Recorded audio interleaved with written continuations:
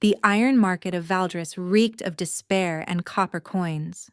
Seraphina pulled her 5-year-old daughter Lyrelai closer as they navigated through the pressing crowd, avoiding the mud that had turned the square into a swamp after last night's storm. "Why are there so many people, Mama?" Lyrelai whispered, her small fingers tightening around Seraphina's worn cloak. "Market day," Seraphina murmured, though the usual merchant stall stood empty.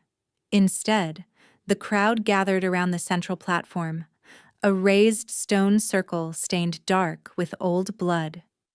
Overseer Grimwald stood beside the platform, his gold-threaded robes pristine despite the surrounding filth. Today, the platform held 3 figures in chains, but only one drew every eye. He knelt in the center, and even from 30 feet away, Seraphina could see he was unlike any man she'd encountered. Massive iron shackles bound his wrists and ankles, the metal having carved deep grooves into his skin. Yet he knelt with a straight spine, head raised despite the heavy collar around his throat. His skin bore strange markings, intricate black tattoos that seemed to shift and move in the morning light, covering his arms and disappearing beneath his torn shirt. His hair, white as fresh snow despite his youth, had been roughly shorn on one side, a deliberate humiliation that somehow only emphasized the sharp angles of his face. "Behold!" Grimwald's voice carried across the square. "A shadowborn warrior, captured from the darklands beyond our borders. His kind refused to pay tribute to our empire, so he becomes property instead." A ripple of excitement mixed with fear ran through the crowd. Shadowborn, the very name was legend. Warriors who could supposedly command darkness itself, who lived in the cursed lands where the sun never fully rose. "The bidding starts at 50 silver marks," Grimwald announced. "Think of the strength in those arms." No one moved. Despite Grimwald's encouragement, fear kept their purses closed. Seraphina found herself pushing forward, drawn by something she couldn't name. As she drew closer, she could see more clearly. Beneath the dirt and blood, his features were striking. High cheekbones, a strong jaw, and eyes of pale winter silver that scanned the crowd with cold calculation. Not defeated, not broken, waiting. 40 silver marks, Grimwald said, irritation creeping into his voice. "He'll kill whoever buys him," someone called out. "Shadowborn don't submit." "He's bound with blessed iron," Grimwald countered. "He cannot access his demon powers." 30 silver marks, Grimwald pressed on, his voice growing strained. The warrior's gaze suddenly locked onto hers. Seraphina felt the impact like a physical blow. In those storm-colored depths, she saw intelligence, pride, and something else. Recognition that made no sense. They'd never met. But her hand moved instinctively to the necklace hidden beneath her cloak, her mother's dying gift. A simple silver chain with a peculiar black stone that seemed to hold stars within its depths. She'd worn it every day for 15 years, never removing it, her last connection to family.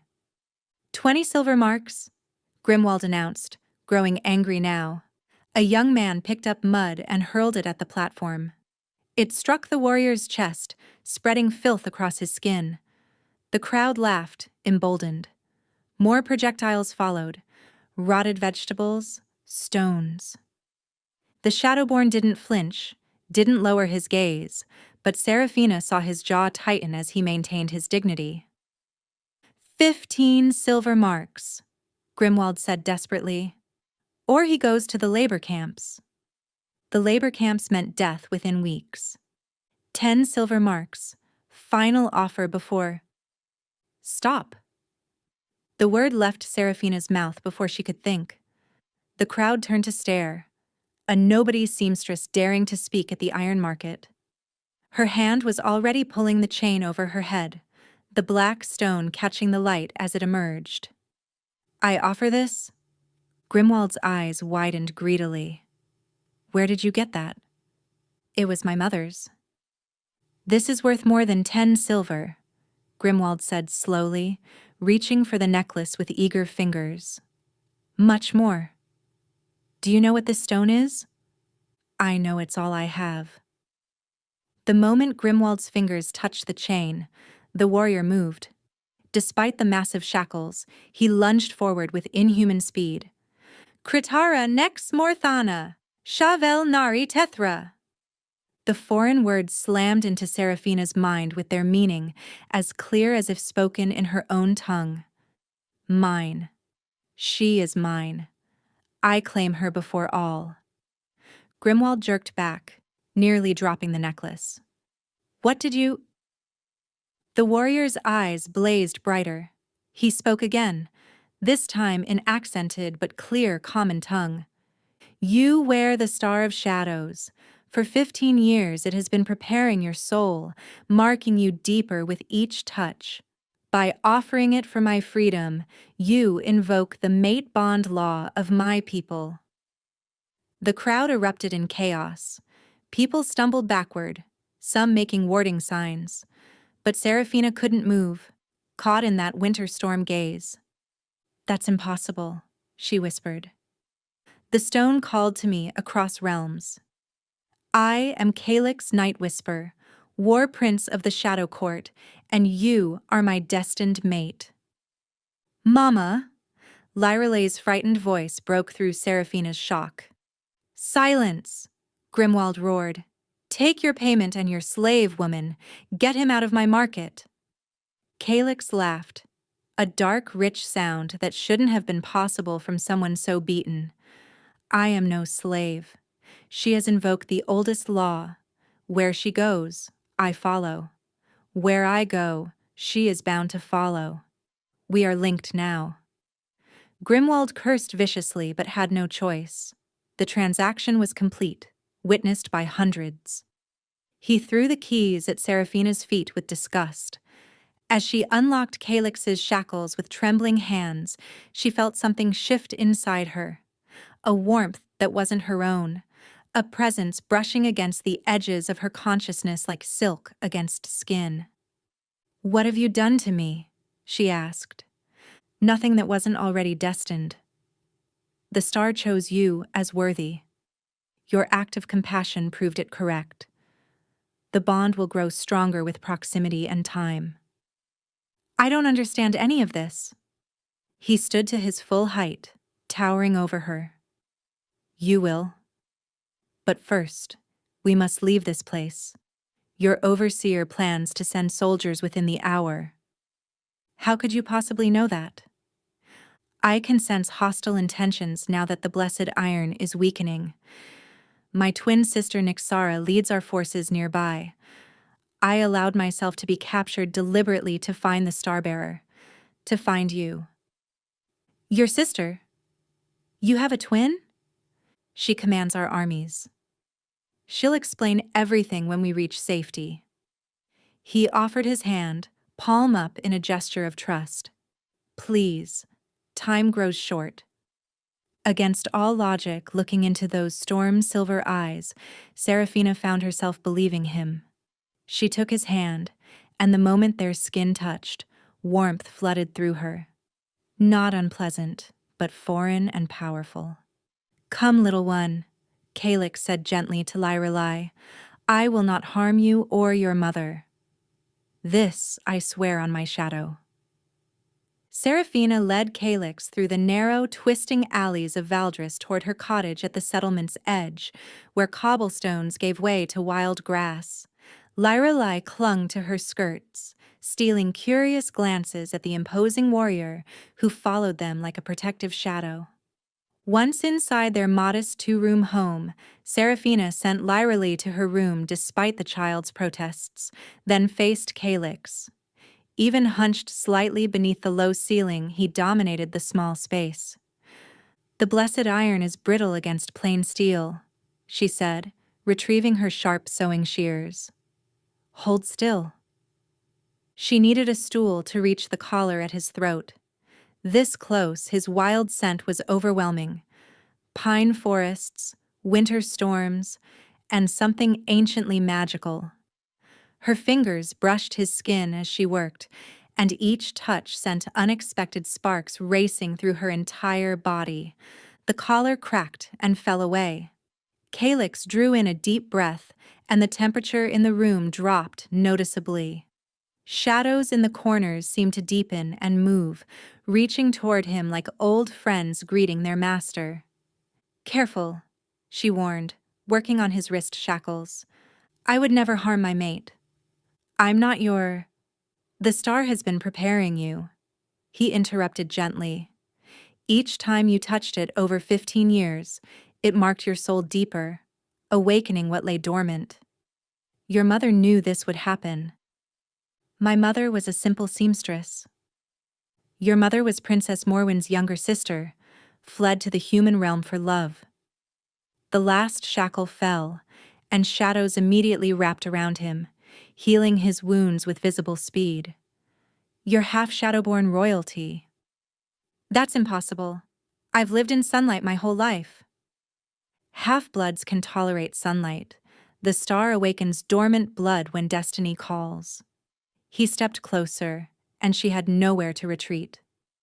"When you offered it for my freedom, what did you feel?" "Heat. Power.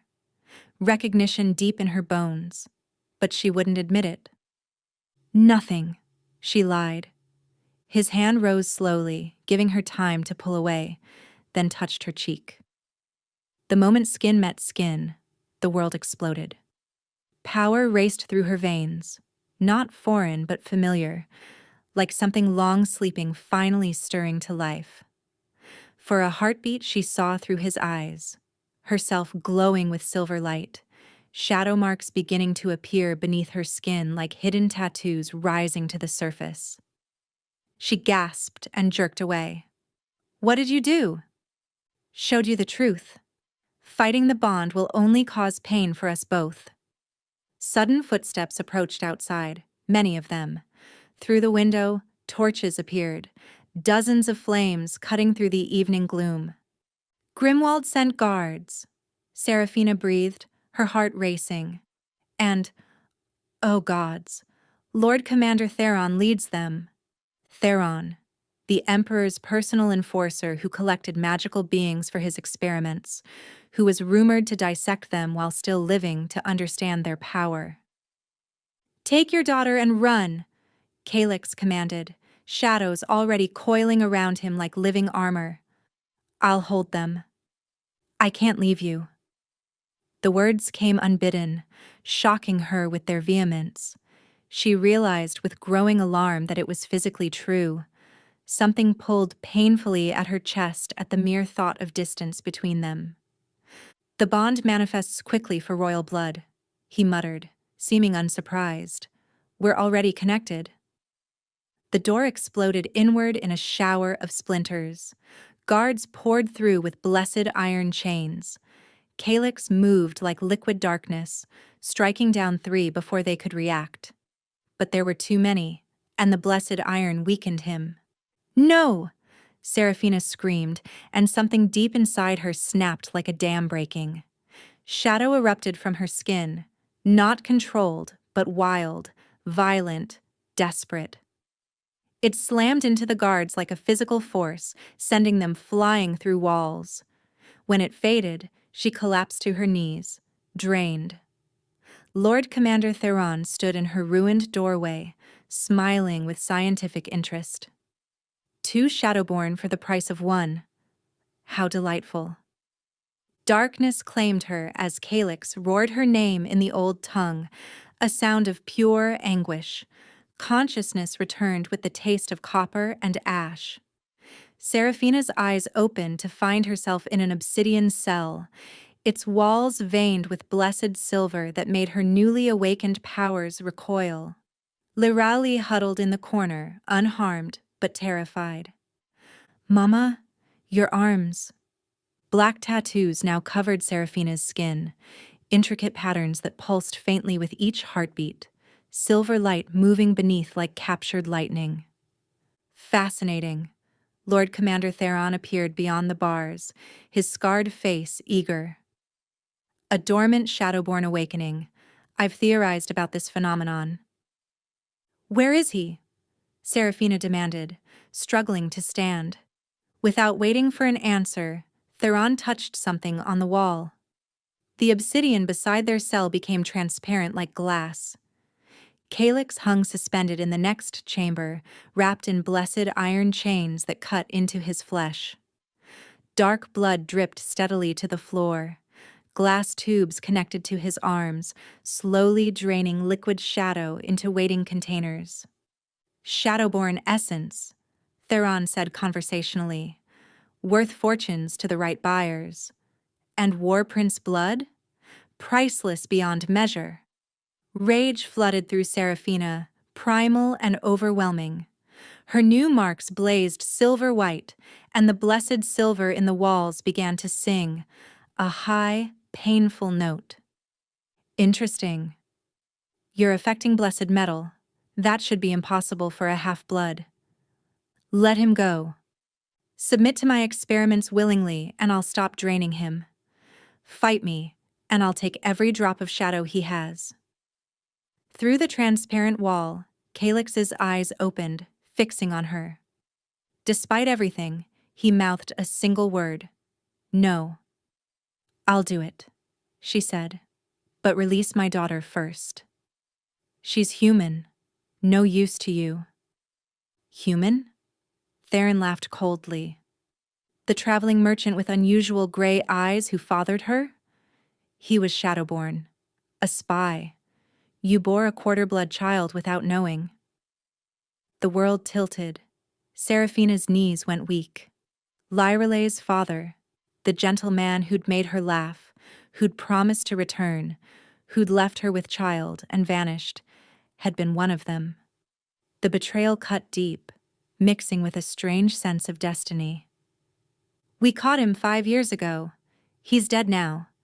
Before Seraphina could process this devastating revelation, alarms began shrieking through the facility. Commander! The Darklands army, thousands of them. The guard's report ended in a wet gurgle as shadows formed into spears through his chest. A woman strode through the doorway, tall, devastating, white-haired with marks covering every visible inch of skin.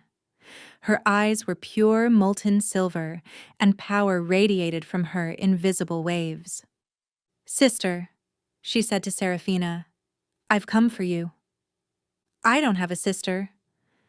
Sister by bond. I'm Nyxara, Calyx's twin.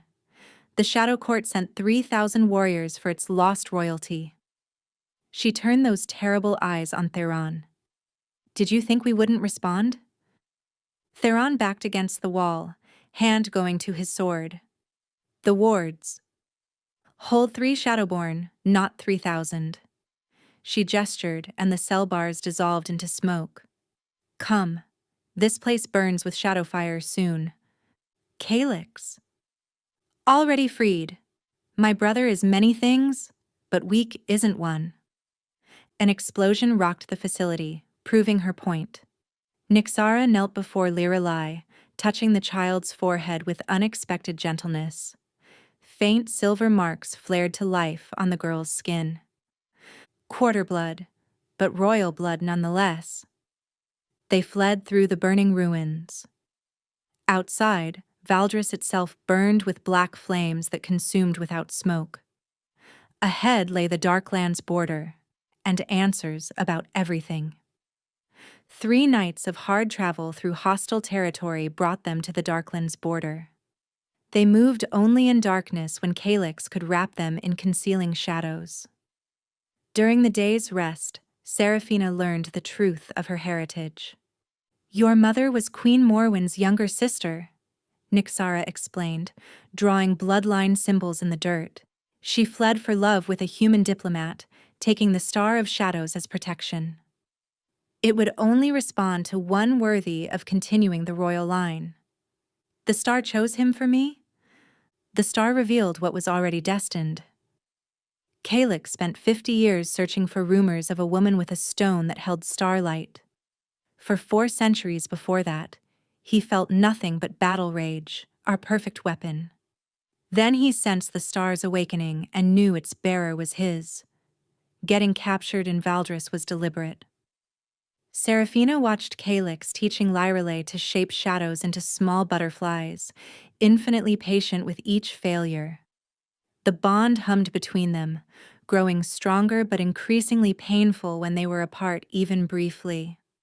That night, as they camped near the border, Calyx approached her alone. The threshold ahead is more than a border. It's a living magical barrier. Only those with Shadowborn blood can pass safely, or those claimed by a Shadowborn. We have the blood. Yours is still awakening, unstable, and quarter-bloods like Lyrali sometimes can't cross at all. The barrier might trap her between realms, neither here nor there, slowly fading to nothing. Her heart clenched painfully. There must be another way. There is. Complete the mate bond fully. Then you'd both pass under my protection, recognized as mine by the old magic. Complete how? His hand cupped her cheek, thumb tracing her cheekbone with surprising tenderness. A blood exchange, a marking, a joining of souls through the shadow realm. It's intimate, irreversible, binding us forever. I barely know you. Your soul knows mine. Every dream you've had since touching the star. Every moment our shadows reach for each other. We're already connected. She couldn't deny it. The dreams had been vivid. His memories bleeding into hers. His childhood in the shadow court. The moment he'd sensed the star awakening. The certainty that its bearer was his destiny. If I refuse? Pain flickered across his features before he could hide it. Then we find another way, whatever the cost. Shouts erupted from where Nyxara kept watch. Imperial soldiers had found them, dozens armed with blessed iron weapons. Go! Nyxara shouted, shadows already rising around her. The threshold is just ahead. I'll hold them. Calyx grabbed Lyrelay, wrapping protective shadows around the child, and ran with Seraphina through the dark forest. The threshold appeared suddenly, a wall of liquid darkness rising from earth to sky, rippling with primordial power. Seraphina touched it, and agony lanced through every nerve. The barrier recognized her blood but found it wanting. Too diluted, too human still. She jerked back, crying out. More soldiers burst through the trees. Calyx set Lyrelay down gently and turned to face them, but there were too many. The bond, he said urgently. We must complete it now. An arrow struck his shoulder, blessed iron searing through shadow armor. He staggered but remained standing. Do it, Seraphina said. Calyx pulled her against him, shadows wrapping around them in an impenetrable cocoon. His teeth found her throat, directly over the pulse. Pain and pleasure crashed through her as shadow poured from him into her, rewriting her very essence at the deepest level. Her weak human blood strengthened, transforming into something timeless. Now you, he gasped against her throat. Pure instinct guided her. Her teeth, now sharper, found his throat and bit deep. His blood tasted of starlight and storms, of eternity itself. The bond exploded into true completion. She saw his soul laid bare, his love that began the moment he'd sensed the star, his desperate hope during the auction, his agony when she was in danger, his wonder when she'd freed him. And he saw her loneliness, her strength, her fierce love for Lyrali, and her growing, undeniable love for him. They burst from their shadow cocoon to find soldiers surrounding them. Seraphina raised her hand, and shadows responded like eager servants. A wave of pure darkness sent the soldiers flying. Lyrelay, hold tight to me. Together they approached the threshold. This time, the barrier parted like silk. The completed bond wrapped around all three, Calix's claim extending to the child Seraphina loved. They tumbled through into eternal twilight where shadows danced freely. Behind them, the threshold sealed completely. Nyxara stumbled through moments later, wounded but grinning. "Welcome to the Darklands, cousin." The completed bond was overwhelming. Seraphina could feel everything Calix felt, every thought and emotion. And beneath it, the land itself seemed to recognize her, shadows gathering at her feet in supplication. "The Shadow Court recognizes its lost princess," Nyxara said softly. "Welcome home." The Shadow Court defied every expectation. A city of black crystal and captive starlight where buildings seemed to grow from the earth itself, and bridges were made of solid shadow. Eternal twilight bathed everything in silver and purple hues, and the air thrummed with primordial magic. But the beauty couldn't mask the tension. Shadowborns stopped to stare as they passed, whispers following in their wake. Lost princess, human raised, the war prince's chosen. The palace rose from the city's heart like a mountain of black glass, its spires disappearing into purple clouds. As they approached, Seraphina's marks began to burn with recognition. "Something's calling me," she whispered, pressing a hand to her chest. The throne room doors opened before they reached them, revealing the most beautiful and terrifying woman Seraphina had ever seen. Hair white as bone, eyes like dying stars, marks that seemed to move across her skin like living things. Queen Morwen, her aunt. "So," the queen said, her voice like distant thunder, "my sister's daughter finally returns." Seraphina felt Calix tense beside her. Through their bond, she caught his thought. The queen had opposed his search, believing human-raised royalty would weaken their bloodline irreparably. "Your Majesty," Seraphina said, but did not bow. Something deep in her royal blood refused to bend. "You have her pride, at least." The queen descended the obsidian steps. "But pride alone doesn't make you worthy of your heritage." "I don't want your crown." "No? The shadows sing your name, child. Every stone in this palace recognizes you. You're my sister's daughter, my only heir by blood." "Nyxara is your daughter." "Nyxara is a warrior, not a ruler." The queen's gaze shifted to Calix. "And you, nephew. You bound her before bringing her to me. Because I knew you would try to separate us." The queen laughed like breaking glass. "Separate you? I have no intention of breaking the bond. It's the only reason I'm considering accepting her at all. For 4.5 centuries, Calix was our greatest weapon, feeling nothing but battle fury.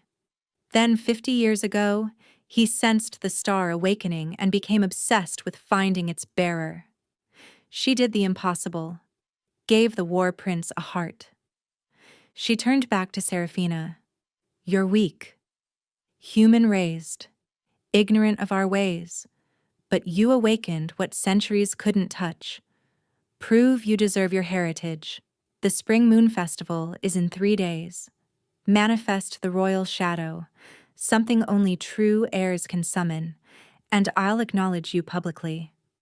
And if I can't, you remain merely Calix's mate. Your daughter becomes a servant, her blood too thin to matter." Rage flooded through Seraphina, and shadows exploded from her skin without conscious thought, clashing violently with the queen's own darkness. The queen smiled, the first genuine expression Seraphina had seen from her. "There's the fire my sister had beneath her gentle exterior. 3 days, child. Prove you're more than a pretty human who caught my nephew's eye." That night in their chambers, magnificent rooms of starlight and shadow, Seraphina paced while Calix watched from the doorway. "The royal shadow," she said. "Tell me everything." It's a manifestation of pure royal blood, taking the form of the family's guardian. The queen's is a dragon. Your mother's was a phoenix. Lady Velithara positions herself as heir, Nyxara said, entering without knocking. She's the queen's cousin, powerful and cruel. She'll challenge you at the festival. For 2 days, Seraphina trained relentlessly but couldn't manifest the royal shadow. Her normal shadows responded eagerly, but the royal shadow remained beyond reach. On the second night, exhausted and desperate, she collapsed in the palace gardens. An elderly woman approached from the shadows, hunched, marks faded with age. I served your mother. I was there when you were born, before the queen ordered you taken to the human realm. Why are you telling me this? Because you're trying to force the royal shadow to obey. That's not how it works. The royal shadow isn't about power but understanding who you truly are. Not human or shadowborn, not seamstress or princess. Who are you at your core? Seraphina spent that night not training but simply being. She sat with Lyrelai, telling stories. She lay in Calix's arms, feeling the bond pulse between them. She walked the palace, touching its stones, feeling its history. She was a mother, a mate, a bridge between two worlds that had been separated too long. At the festival, with hundreds of Shadowborn watching, Lady Velithara stepped forward as expected. I challenge the pretender. Velithara attacked immediately with shadow blades that could slice through stone. Seraphina defended but didn't attack, listening instead to what the shadows whispered about her opponent: fear of being replaced, centuries of ambition, desperate need for validation. When Velithara's massive shadow beast lunged for her throat, Seraphina didn't dodge.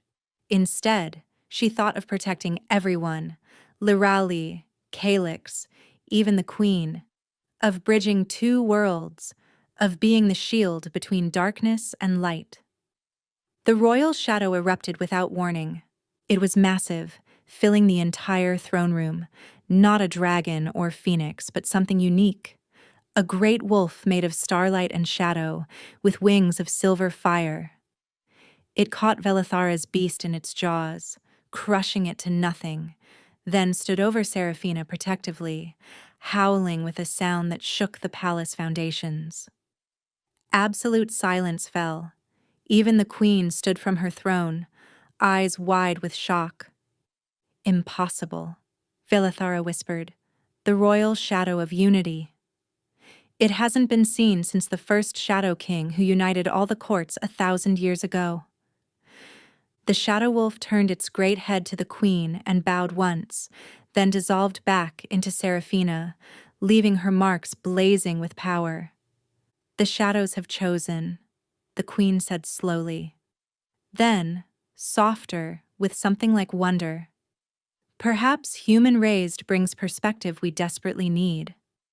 You see both worlds without the prejudice centuries have built.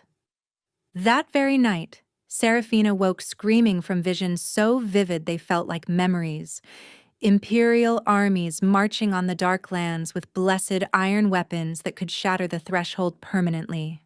At their head, Lord Commander Theron wielded something that made her soul recoil, a weapon forged from Calix's stolen essence. What did you see? Calix held her as she shook. Death. Theron escaped the facility before the shadow fire consumed it. He has a weapon made from your essence. It can destroy the threshold forever, and worse, it poisons shadows themselves. Any shadowborn it touches will wither and die.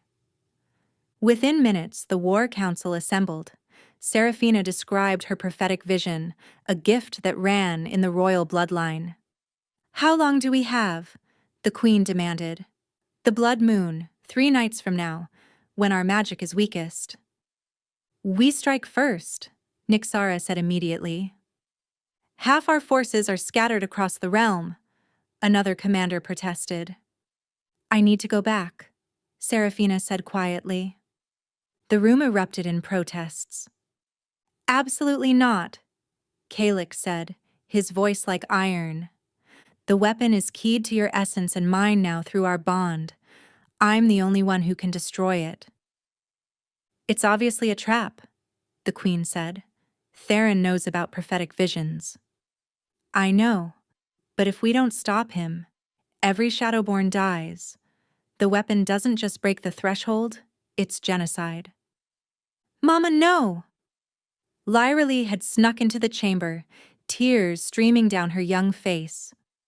Serafina knelt, pulling her daughter close. Little star, sometimes we have to do hard things to protect everyone we love. Then I'm coming with you, Calix said firmly. You can't. The weapon would kill you instantly. You need to protect Lyra Lee. She touched his face through their bond, sending all her love. Promise me. His anguish nearly shattered her resolve, but she held firm.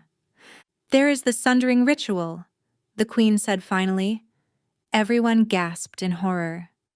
That's forbidden, Nyxara protested. It hasn't been done in 1,000 years. What's the sundering? A temporary severing of the mate bond. You'd become fully human again for one day. The weapon wouldn't recognize your shadow nature. No. Calix's voice was deadly. Sundering can become permanent if not restored within 24 hours. And if she dies while sundered, I die too. Better than watching our entire people die, Serafina said. Do it. The ritual was beyond agony. In the palace's deepest chamber, surrounded by runes older than memory, the Queen spoke words that predated the kingdom itself. Serafina felt the bond, that warm, constant presence, being torn from her soul strand by agonizing strand.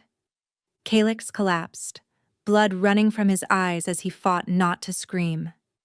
Serafina bit through her lip, tasting copper as her world went cold and empty. When it was done, she felt hollow. The shadows no longer answered her call. Her marks had faded to barely visible scars. 24 hours, the Queen warned. If the bond isn't restored by then, it's gone forever. Serafina left before dawn, unable to bear Calix's empty gaze or Lyrelai's desperate tears. The hard ride back took most of her precious time. She reached Theron's new laboratory as the blood moon began to rise, painting the world crimson. Guards looked for Shadowborn, not a simple human woman. She slipped past them using a seamstress's patience. The weapon sat exactly where her vision had shown, a crystallized mass of corrupted shadow essence, pulsing with sickly light. I knew you'd come. Theron emerged from the shadows, haggard and obsessed. You're human again. You actually severed the bond. How delightfully foolish. I came to make a deal. My humanity for my daughter's safety. Your blood, even human, carries traces of royal shadow. It will perfect my weapon. He grabbed her arm, dragging her toward the crystal.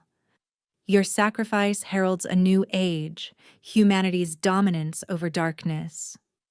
He pressed her hand to the crystal. Agony shot through her, but something else happened too. Deep inside, beneath the sundering, a spark remained. Not the mate bond, but something else. The star of shadows had marked her soul permanently during 15 years of wearing. That mark was hers alone. The spark recognized Calix's essence in the weapon and blazed with protective rage. Serafina began to glow, not with shadow, but with pure starlight. The human side of her heritage, enhanced by the star's prolonged touch. Light and shadow couldn't coexist in the corrupted weapon. Cracks spread like a spider's web. No! Theron tried pulling her away, but she held on with desperate strength. The explosion threw them both backward. The weapon was destroyed, reduced to harmless dust, but the effort had drained her life force almost completely. Suddenly, the temperature plummeted. Despite the sundering, despite the distance, Calyx materialized from pure shadow. Not because he had his powers, but because the very act of sundering had created a shadow echo of their bond, and her light had called to it across the realms. Theron's sword descended toward Seraphina's heart, and struck Calyx instead as he threw himself between them. "Did you think?" Calyx gasped, blood running from his mouth as the blade pierced his chest. "That mere distance could stop me?" The sundering was already breaking. "Your light called to my shadow across worlds." He collapsed beside her. The bond slammed back into place with devastating force, bringing his pain and love in equal measure. They were both dying, their blood mixing on the cold stone. But that mixing blood, royal shadow and star-enhanced humanity, created something unprecedented. The air shimmered. A figure materialized, translucent at first, then solidifying. A woman with Seraphina's features but timeless eyes, wearing robes woven from night itself. "My daughter," the first Shadow Queen said, "you've done what I once did, united shadow and starlight. Humans forgot I was once like them. The first Shadowborn were not born but made, transformed by choosing to embrace both darkness and light." "Save him," Seraphina whispered. "I cannot save, but I can transform. You'll become eternal guardians of the balance, walking between realms forever. Your daughter will inherit both kingdoms when she comes of age." "Yes," Seraphina said without hesitation. The transformation was gentle this time, a reweaving of existence itself.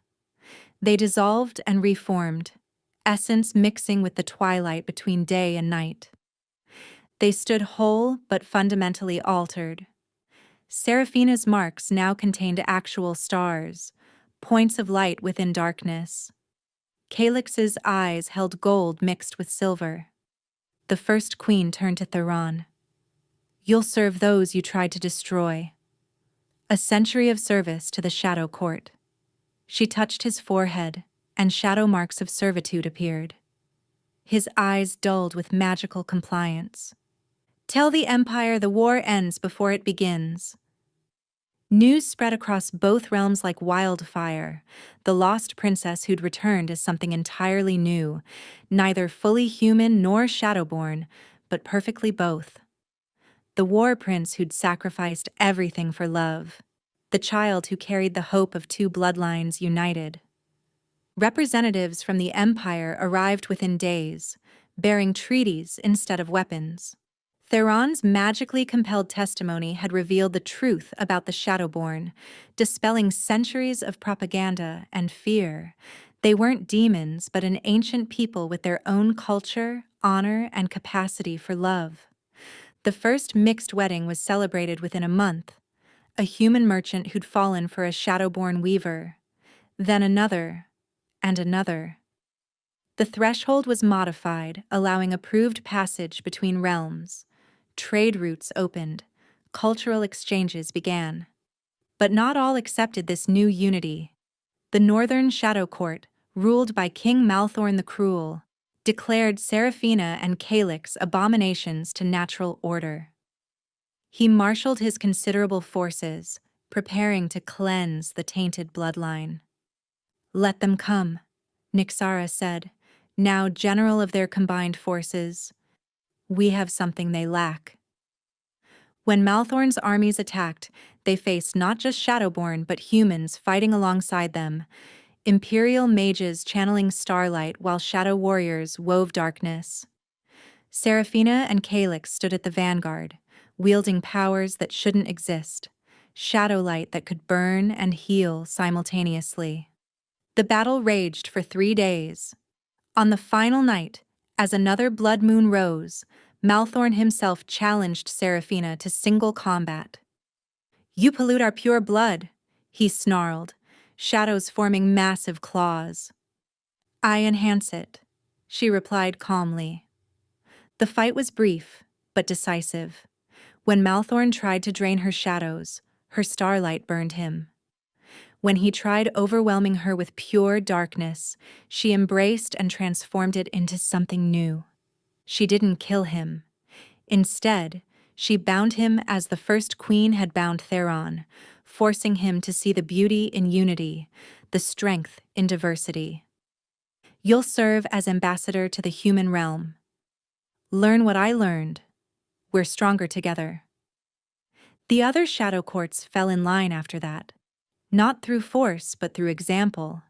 They saw prosperity in cooperation, strength in diversity, hope in unity. Before fully abdicating her throne, Queen Morwen pulled Seraphina aside one evening as they watched the first mixed children playing in the palace courtyard. "I was wrong," she admitted, words that had never before passed her lips. "I thought human blood would weaken us. Instead, you've shown it completes us." My sister knew this truth. She fled not from shame, but to plant seeds of change, giving you the star, knowing it would call to Calyx, knowing you would bridge our worlds. She played a game of centuries and won. She never told me. She couldn't. The time wasn't right then, but she loved you enough to trust you with destiny itself. Years flowed like water. The age became known as the eternal twilight, when shadow and light stopped warring and learned to dance together in perfect harmony. On the 5th anniversary of their transformation, Seraphina stood on the palace balcony with Calyx, watching 10-year-old Lyrelai train with both human mages and shadow warriors. Her quarter-blood heritage had strengthened through proximity to her transformed parents, making her nearly as powerful as a half-blood. "Do you regret it?" Calyx asked, arms wrapped around her. "We can never be fully one thing or another. We're fully ourselves, and fully each other's. That's more than enough." Through their eternal bond, love flowed constant as the twilight they embodied. They had paid unexpected prices, gained unimaginable powers, built an impossible world. The Spring Moon Festival had evolved into a celebration of unity, no longer purely shadowborn, but shared between realms. Below them, the great courtyard filled with mixed families, former enemies now friends, children who would never know the hatred that once divided their peoples. Lirali looked up at her parents and waved, her marks glowing with inherited power and pride. Soon she would be ready to rule, not just the Shadow Court, but both realms united. The first truly mixed-blood ruler, raised in both worlds, understanding both peoples, bridging what had once seemed an impossible divide. "She'll be magnificent," Calyx said, pride evident in his voice. "She already is," Seraphina replied, watching their daughter laugh with her mixed group of friends. In the great hall, the Star of Shadows hung in its place of honor, catching eternal twilight and casting rainbow patterns across the walls. Shadow and light united in a single stone, just as they were united in two hearts that beat as one, in a child who embodied both worlds, in kingdoms that had learned to see strength in their differences. The seamstress who'd offered her last treasure, the prince who'd searched for 50 years, the bond that bridged two worlds, the eternal twilight that would last forever. As laughter echoed through both realms, as former barriers became bridges, as impossible love became eternal truth, the world itself seemed to whisper the lesson learned through sacrifice and love. Unity isn't the absence of difference but the celebration of it. Love conquers all, even ancient hatred, especially ancient hatred, when it learns to see the beauty in what once seemed foreign. Storm clouds gathered on the horizon, not threats, but promises of rain to nourish both realms equally. Seraphina smiled, feeling through her transformed senses how the very fabric of reality had changed. The divide between human and shadowborn wasn't just healing. It had become a source of strength. Ready for the feast? Calyx asked, pressing a kiss to her temple. Always, she said, taking his offered hand. Together they descended to join their people, all their people, in celebration of what love, compassion, and one small act of kindness had accomplished. A seamstress's necklace had changed the world, proving that sometimes the smallest gestures create the largest ripples, and that love, true love, really can conquer all.